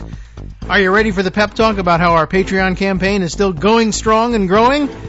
Well, too bad. Yeah, the plain fact is we actually are headed in the wrong direction, and whereas we once had about 175 monthly patrons, we're now actually down below 150. Time to recruit some more. Not exactly the kind of news I wanted to share, but there it is. For those of you in a position to support the show, Patreon.com does make it easy to make those secure, recurring monthly contributions to do so. Patreon.com/KagroX gets you straight to our donation page. We've been through a lot together. The worst of the pandemic, we hope. The worst of the insurrection, we hope. So go ahead and treat yourself. You don't need an excuse. Give yourself the gift of a little something you enjoy in life. Support the show. And of course, if you happen to prefer using PayPal or even the Square Cash app, we're up and running on those options too. So thanks again, everyone, for all your support. We couldn't, or at least shouldn't, do it without you. Hope you'll be on board soon too. Thanks for all your support. Okay, welcome back now to the Kagro in the Morning Show. Here, you know where, Netroots Radio. Okay, we're a little bit late getting back. So, there's actually like a line or two more from this story. So just to wind things up, because I don't know, it doesn't feel like we finished with it until we do. There is also another element to this, a briefly treated element. Timing could factor in as a concern. And such a hearing, of course, the mini trial sort of thing, could be done over a few days, but it could also last longer, with Wu, the other former prosecutor, suggesting perhaps even a couple of weeks. Those are details that could give Chutkan or even prosecutors some pause, as the Justice Department typically, and this is an atypical thing, but the Justice Department typically avoids bringing charges in the 2 months ahead of the election, and something considered even in seeking a hearing, even though that's not bringing charges. And, I mean, I guess they could certainly argue, well, we brought these charges well in advance of the election, and it's not our fault that they have landed in the courtroom now. We did everything we could to make sure that that wouldn't happen. The other side is the one that delayed it. They're the ones whose interests are at stake, and they said, yes, move it closer to the election. They did it in the belief that we would also, in the end, say, well, now we can't do it at all. But they were wrong about that. And we're going to give it a shot anyhow. I don't know. We'll see. There's also this. So those details, right. I'm sorry, we just read this part here. But in some respects, Chutkan has suggested that she cannot consider the election. The Justice Department could, but she says she cannot consider the election in weighing how to proceed in Trump's case, noting that she must treat him like any other citizen. Isn't that weird? She's made clear already that Trump is not going to be treated any differently, nor should he be treated any differently than any other defendant in her courtroom. Other defendants have jobs, but they have to come to court, Eisen said. We don't have two systems of law in the United States. We do. One for presidential candidates and one for everybody else. Unless, of course, what if the Supreme Court were to say, yes, we do? Well, then we'd all say that's so different from the understanding we have had about the way the law works. Yeah, well, that's too bad for you. That is a possible outcome. So, okay, I said we might stay in the courtroom here, and there was the question from Greg, are you going to do the Jenna Ellis story? Yes, sure, why not? I have another one from The Hill, this one by Ella Lee, and it's from the 5th, just a couple of days ago, but I have a slightly later one, an analysis of what the whole thing means. I think when I put the story from the Hill away, it wasn't fully developed, but let's see if anything's been added to it that gives it context, or we need to go elsewhere for it. So they reported back on the 5th, which was, maybe Monday. Former Trump campaign attorney Jenna Ellis has agreed to cooperate with Arizona prosecutors. This is a state prosecution here. In their 2020 election subversion case against the aides to former President Trump and the state's so-called fake electors. They are fake electors. They are so-called as well, but it's only because it's true. I mean, you might have gone with the people who forged the Electoral College certificates from Arizona. That's another way to designate them. Ellis previously faced 9 felony counts, including fraud, forgery, and conspiracy, but in exchange for her cooperation, the charges were dismissed. Now it's cooperation time. In a statement, Arizona Attorney General Chris Mayes, is it Mayes or Mays? I'm not sure. We've been over that ground before. Called the agreement a significant step forward in the case. I am grateful to Ms. Ellis for her cooperation with our investigation and prosecution. Her insights are invaluable, well, all right, and will greatly aid the state in proving its case in court. As I stated, when the initial charges were announced, I will not allow American democracy to be undermined. It is far too important.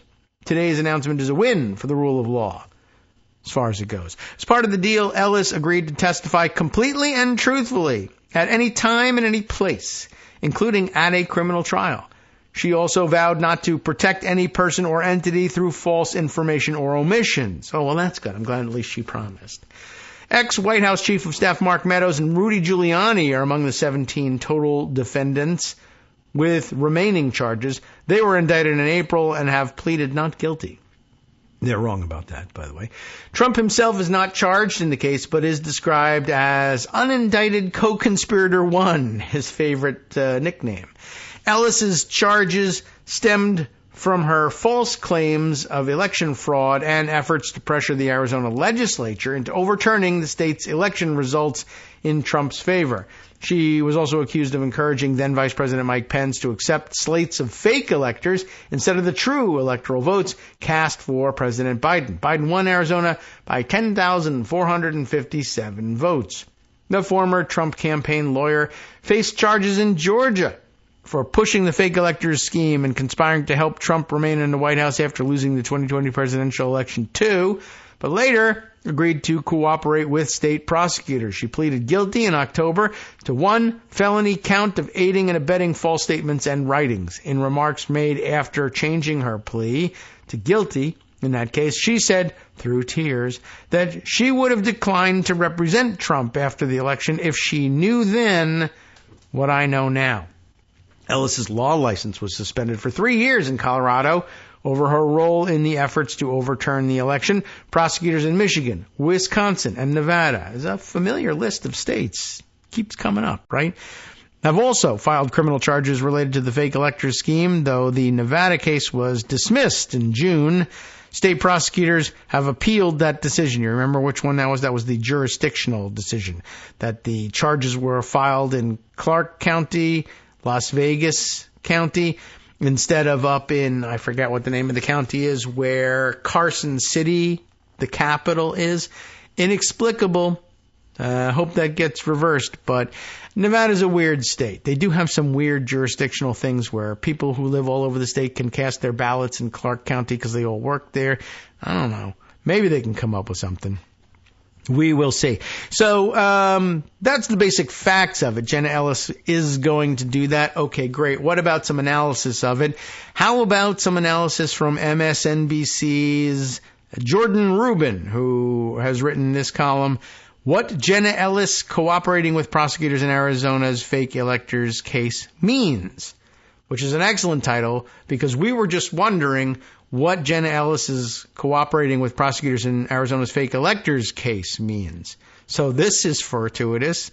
The former Trump lawyer's promise to help authorities prove their 2020 election-related case follows her guilty plea last year in a similar Georgia case, we are told in the subheader. Now, Jordan Rubin begins. Former Trump lawyer Jenna Ellis is cooperating with Arizona authorities in the state's fake electors prosecution. I had heard that. What are we to make of this development? And I hope prison garments for many of the defendants would be a great thing to make of them. To help understand it, we can look to the similar case in Georgia, in which a series of figures in Trump world were charged over efforts to overturn the results of the 2020 presidential election, which Donald Trump lost to Joe Biden. When Ellis pleaded guilty in Fulton County, Georgia, last year, I noted that one high-profile Georgia defendant implicated by that move was Rudy Giuliani, who, by the way, has had his life ruined since, which is, what happens when you commit extraordinarily serious crimes against the federal government. And I guess this is his note from that time, Jordan Rubens. Indeed, the former lawman turned Trump stooge is listed alongside Ellis throughout the racketeering indictment, and her guilty plea Tuesday directly implicates him. That is, she pleaded guilty to aiding and abetting false statements and writings in connection with the alleged efforts by Giuliani and fellow Trump lawyer / co-defendant Ray Smith to overturn the 2020 presidential election in Georgia, both of whom have pleaded not guilty. Right, so the upshot of it is Rudy Giuliani and Ray Smith, how do you plead to the charges that you tried to overturn the election in Georgia? We plead not guilty. How about you, Jen Ellis? I plead guilty, but I also want to let you know that those two guys are lying and I will testify against them and you will be able to convict them. Oh, great. The Arizona indictment likewise notes that Ellis worked closely with Giuliani.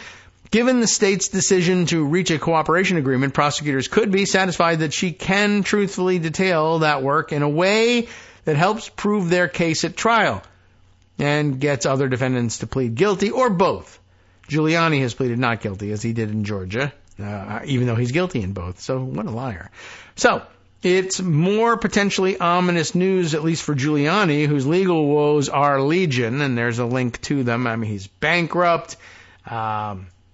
He tried to seek bankruptcy protection to get out of having to pay the judgments against him. That's not working. They're liquidating his assets. He's disbarred. He's in real trouble. Good. And beyond that, whether Trump's criminal exposure has increased is a natural thing to wonder about. Recall that unlike in Georgia, Trump wasn't charged in Arizona, but rather was referenced as an unindicted, alleged co-conspirator. I explored possible reasons for the different treatment, he says parenthetically, in this linked post, which we could look over. Ultimately, it's the Arizona prosecutors who have the best idea of how they want to use Ellis based on their conversations with her and among themselves. What we know is that the state says it's confident in Ellis's value. Her insights are invaluable and will greatly aid the state in proving its case in court, Arizona Attorney General Chris Mayes said in announcing the deal. We heard that before. And the incentive for Ellis to cooperate is great. It's great, you might say about such a thing, without violating trademark law, I think. Unlike in Georgia, where she got a good deal in pleading guilty without receiving jail time, Arizona prosecutors agreed to dismiss the charges in exchange for her cooperation.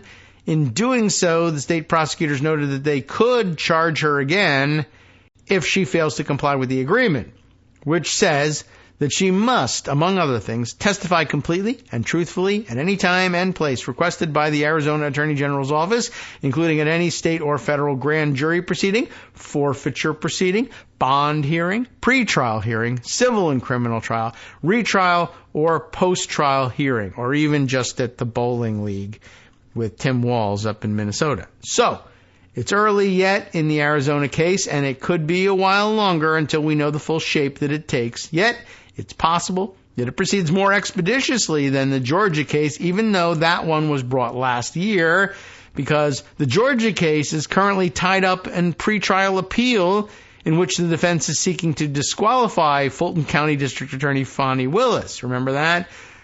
Well, those aren't the only two states prosecuting alleged schemes relating to the 2020 election. The uncertain fate of the Georgia case shines an even brighter light on whatever comes in Arizona. Okay. You want to take a quick look at what we opened up in in terms of what he said. Where was it that he was explaining? I don't know. We could just open it up. This was why isn't Trump charged in the new Arizona indictment? Okay, right. So how come he's an unindicted co-conspirator now? And this is from back in April 25th, also again by Jordan Rubin. It's been another big legal week, it was said back in April, for Donald Trump. His first criminal trial kicked off in New York. By the way, guilty on all counts in that one. Not yet sentenced, though. About 6 weeks, I heard earlier from somebody that it will be a sentencing date for him. Anyway, also his Supreme Court immunity hearing just took place in Washington. Guess what? Guess how that one came out? He also made a legal cameo in Arizona as an unindicted alleged co-conspirator in a new indictment from April, stemming from efforts to, subvert the 2020 presidential election. Major figures in Trump world, Rudy, Meadows, charged in the state indictment along with so-called fake electors. Why not Trump? As we know, the former president has been charged over the 2020 election in 2 of his 4 criminal cases in D.C. and Georgia. He's pleaded not guilty in all of his criminal cases, denied wrongdoing, yada, yada, guilty on 34 counts, whatever. There are multiple possible reasons that Trump isn't charged in Arizona. Incredibly, as my MSNBC colleague Steve Bannon pointed out, we also just learned that Trump, along with Giuliani and Meadows, is considered an unindicted co-conspirator in Michigan's fake elector case. One thing to keep in mind is that prosecutors aren't all the same. The ones who brought the Arizona case may simply have a different strategy and different view of the alleged plot and attendant proof required than, say, the prosecutors who charged Trump in Georgia. Relatedly, we don't know exactly what happened in the grand jury and what grand jurors thought of any potential charges against the former president. Could get a different answer in Georgia than you get in Arizona. That's possible. Another thing to keep in mind is that Arizona prosecutors may very well want to charge Trump, but chose not to at this time for tactical reasons. Among such possibilities is that they are trying to get existing defendants to flip on the former president, or given the nearing presidential election, state prosecutors may want first to see whether Trump takes office again, given the possibility that this victory could jam up his prosecution on the state level, even if he couldn't pardon the case like he could his federal ones. Not that he won't claim that he can. By the way, that'll become new and interesting precedent. What if the Supreme Court takes more bribes and just says, oh yeah, by the way, the Constitution says it's okay to pardon yourself from state charges too? Why? On what basis? That hasn't been the understanding for 250 years. Well, I did get to go to New Zealand, so that's the answer. Bye, everybody. Peace out. I'm gone. All right. Well, there is always that. Trying to get them to flip on the former president, and then Ellis did it. That is weird. Although she didn't flip on him, he's still unindicted. But they could require her to testify at any time and any place, truthfully and fully about the events. And if one of the things is, the president knew and he did say we had to do it or he would have us all shot, we'll want to have testimony about that, and she'll have to give it. Relatedly, the prosecutors may want to see what the Supreme Court says in its forthcoming immunity ruling, and we know what they did say. Of course, this thought exercise assumes a good reason for Trump's escaping charges in the Arizona indictment. If Trump's political ascendancy has taught us nothing else, it's that there may not be logic to find behind every corner, but we may learn more in the fullness of time. Maybe. Well, we have learned that he was accepting bribes from Egypt as well. And oddly, no one wants to talk about that one. Okay. Do you want to talk about that one? I didn't sort through the weirdness of the, what do you call it? The weirdness of the Breitbart Embassy story just yet. But we might just jump into the middle and read a little bit of it before we cut out for the day. Or I could assign myself that task and try to digest it for Friday. But there's so many other things I need to tell you about on Friday. How about one more thing from MSNBC, this time from Steve Bannon, who was mentioned in the previous article, about the Arizona case. He's got something to say under the headline of Arizona's fake elector scandal intensifies in unexpected ways. And the picture was not of Jen Ellis, but I think it was perhaps of Chris Mayes, the Attorney General. So it may just be about the same thing. Let's see. What's the subheader say? For the first time, an indicted fake elector, that was the other nuance, has agreed to plead guilty and accept criminal responsibility for signing false documents. Well, hell, it's about time. Greg mentioned this as we were exiting it and saying, yeah, it's not just Jenna Ellis that's flipped. One of the fake electors flipped. Okay. In April, we are told, Arizona Attorney General Chris Mayes advanced the larger fake electors scandal in dramatic fashion.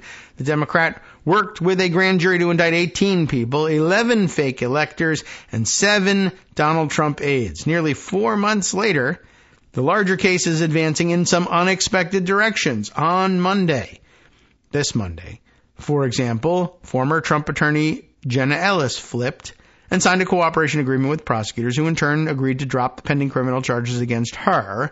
The good news for Ellis is that she no longer had to worry about ending up behind bars, while the good news for prosecutors was that they suddenly had a cooperating witness with key insights to share about the underlying scheme. But as we discussed soon after, the question then became whether others might soon follow Ellis's lead. Evidently, we didn't have to wait too long for an answer. Politico reported the following, quote, an Arizona Republican who falsely claimed to be a legitimate presidential elector for former President Donald Trump, and there were none, right? So if you were claiming to be that, you are lying. Part of a sweeping effort by Trump and his allies to subvert the 2020 election in several states with similar forgeries, has pleaded guilty for her role in the scheme. Lorraine Pellegrino, like the water. Oh, poor J.D. Vance. You know how he has a tough time with Pellegrino water. One of 11 Arizona Republicans who falsely posed as Trump electors that year accepted a guilty plea to a single charge for filing a false instrument, the fraudulent electoral college certificate. And really, I mean, that's a very, very serious crime. I don't know why more people aren't as aggrieved by this. I mean, it'd be like showing up in court, before the Supreme Court. Well, back when the Supreme Court was a real thing, if you showed up in the Supreme Court and you were pleading, the merits of a Second Amendment case, and you were like, it says clearly here that the Second Amendment says that people are allowed to have nuclear weapons in their house. What? No, it doesn't. Show me that. And you just brought a forged Constitution, and everybody was like, I guess that's the Constitution now. That should infuriate you. That's what was happening here. Well, the fake electors scandal has generated several dozen indictments across multiple states, a total unseen in political scandals since the days of Watergate or Iran-Contra. Good point, true. The Politico report noted that Pellegrino is the first participant in the elector scheme to accept criminal responsibility for signing the false documents. And as dramatic a development as this is, it turns out there's a related revelation from the same investigation that's also raised some eyebrows. The Washington Post reported, quote, an Arizona grand jury that indicted 18 Donald Trump allies this spring for their role in the efforts to overturn the 2020 election had expressed interest in possible charges against the former president, according to a legal motion filed this week by state prosecutors. Interesting. The interest, which was interesting, prompted the Arizona case's lead prosecutor to give a PowerPoint presentation. A PowerPoint presentation? I'm overplaying my hand here, but okay.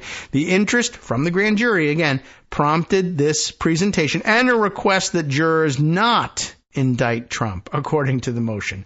So why? What was the strategy? I don't know. But it is interesting that when they put the evidence in front of a grand jury, they said, yes, you should indict all 18 of these Trump aides, and to hell with it. You should indict Trump, too. And they said, please don't. So, disappointing, but they must have had some reason for it. So, if this report, which hasn't been independently verified by MSNBC or NBC News, is correct, grand jury proceedings are secret, then the former president would be facing 5 criminal indictments instead of 4 if members of an Arizona grand jury had their way.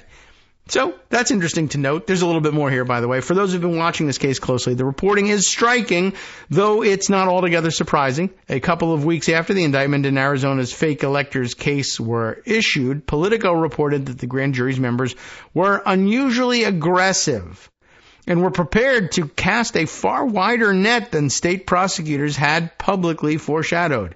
They're out ahead of their prosecutors in that one. In fact, local prosecutors weren't inclined to indict Ellis and Republican lawyer Christina Bobb, but the grand jury indicted them anyway. And now, of course, it turns out that's the prosecutor's greatest tool. Maybe the grand jury knew what they were doing. They were doing the prosecutor's job for them. They weren't even going to indict Ellis, and they now have her flipped and agreeing to testify. How would they have gotten her to testify if they hadn't even bothered to indict her? In the indictment that reached the public in April, Trump was described as unindicted co-conspirator 1. If the Post's reporting is accurate, at least some of the grand jury was inclined to go even further. Just plain old indicted co-conspirator 1, named Donald Trump. Wow, well that's what they wanted. The prosecutors wanted less. But they also forced them to take the gift of Jenna Ellis's flipping, which is really quite astounding. I mean, that's just some bad punditry there, guys, if you thought that there was nothing to be had there. All right, well, the grand jury showed you were wrong. Very interesting. And let's see, we're limited in our time at this point, but okay, perhaps... Well, I'll open up a second version of Pocket since we've been dropped out of it and see if we can't catch up. What other things do we need to talk about? I don't know. There's not really much we're going to be able to do except to say the big news of the day that we didn't actually pay any attention to, but actually happened, and you already know it because it was such big news. Shall we even bother? Do we feel like we're informing you, or just this is how we're categorizing the importance of the news, I guess, putting it last. Taylor Swift's concerts in Vienna, not Vienna, Virginia, a nearby hamlet, but presumably the Austrian capital of Vienna, canceled events after Austrian police, and that's who would cancel the one in Vienna, Austria, say that police foiled a terrorist plot to attack the show, which is really amazing. The piece illustrated aptly by remote video interview with a Taylor Swift, an American English-speaking Taylor Swift fan who was going to go to the show and now couldn't. It's okay. I mean, on the one hand, it's like, okay, a concert, Taylor Swift, sort of feels kind of light and uninteresting, but damn. 2 people were arrested in what police said was a terrorist plot, or were several terrorist plots at major events in Vienna. One was a 19-year-old who authorities said had pledged his allegiance to ISIS. Don't do that, kids. Seems like a real problem, to say the least. Thankfully, it was foiled. And, because it's a thing and because it involves Taylor Swift, it'll be out there and people will be talking about it. And I don't know, in case you consciously avoid such news, presumably it becomes a political issue somehow, regardless of its, otherwise its general lack of importance in the grand scheme of things in the world today. But, dangerous and worrisome. Nonetheless. Okay, let's see. Anything else that we want to mention? Maybe we can just mention other stories that are happening, but we can't actually necessarily get... no, this would be setting up for tomorrow. Florida, I think, will end up being a major portion of tomorrow's show and things that are going on in Florida and the collapse of the education system, the higher education system in Florida, due to Ron DeSantis being, something of a dipstick. And even though he was well educated and everything, they gave him the opportunity to go to Yale, yada, yada. But you know what these guys tend to do with that. And he brought in Chris Rufo, who has no experience with actually running anything, is just an internet troll. And lo and behold, actually having to run the place has more or less destroyed it. But they're happy with it because they wanted to destroy it in the first place. So there you go. All right. Maybe on the way out, we can read a little bit of this from Politico under the headline, "As Trump Fumes, Republicans Wince at Public Nervous Breakdown," because I assume that's what we'll be watching for the rest of the day. Republicans, it says, are reeling from Trump's undisciplined approach to the opening stages of his race against Harris. This is the context, I think, in which you should probably be prepared to regard today's major press conference from Pervalago. Donald Trump spent Monday morning labeling the turmoil in the global financial markets as the Kamala crash, or giving Republicans hope that he might turn his focus to an economic message. But no, it was just a message of making fun of people, which is all he ever really has any interest in doing. It didn't last. By midday, the former president was already back to relitigating his controversial appearance in Chicago last week, where he questioned Kamala Harris's black identity and suggested a major network journalist should be fired. I didn't know who she was nasty, he told a live streamer. And if Trump had an opening to hit Harris on the economy, it was unclear even to leaders of his own party if he could sustain it. He's very old and has great difficulty maintaining his train of thought. I do too. I'm also old, but I'm not that old. Republicans on Monday reeled from Trump's undisciplined approach to the opening stages of his new general election matchup with Harris, following a weekend that saw him praise Russian leader Vladimir Putin while smearing Harris as low IQ and dumb, and attacking a popular swing state GOP governor whose turnout operation he may need in November. He's quite dumb himself, and the whole thing will be very problematic for him.